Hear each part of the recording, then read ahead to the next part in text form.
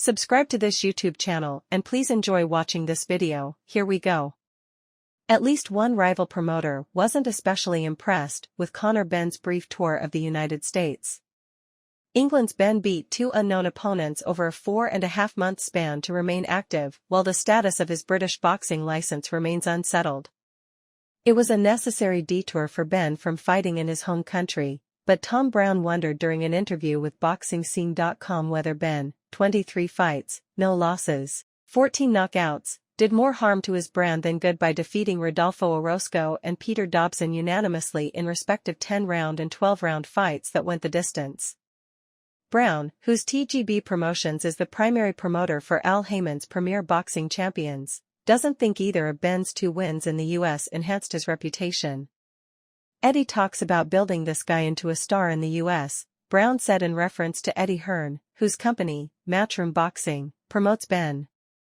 You know, putting him in a small ballroom in Orlando, underneath Richardson Hitchens, and then the big bump up is a morning start at the Cosmo, that's hardly the way to build a star. I guess maybe he's trying to build a matinee idol. When the show started, most people in Las Vegas are coming back to their rooms after a Friday night out.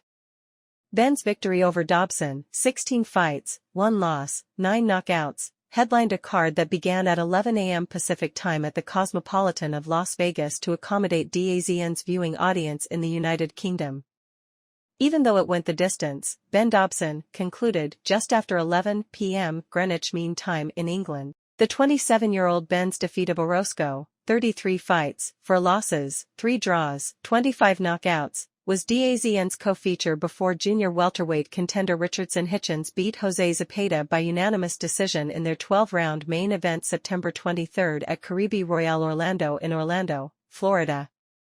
Ilford's Benn hopes to fight in England again sometime in the summer, but that will depend on the outcome of the British Boxing Board of Control and UK anti-doping appeal of Benn's reinstatement. The National Anti-Doping Panel's decision to lift Benn's suspension in July has been challenged by the BBBOFC and UKAD, but Benn's appellate hearing hasn't been scheduled.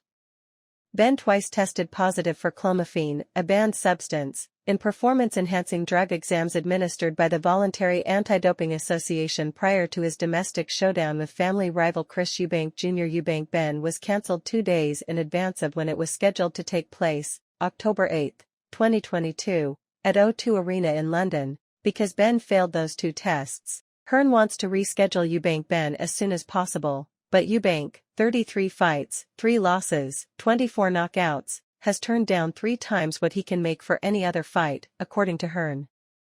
He better hope the British Boxing Board of Control gives the kid a license, Brown said, and he gets that Chris Eubank fight made because this kid is gonna be one and done after the way he looked in his last 2 fights. He fought a club fighter from Mexico and Peter Dobson, another club fighter from the USA. It looks like the Destroyer is no longer armed with torpedoes. His last 2 fights tell you that.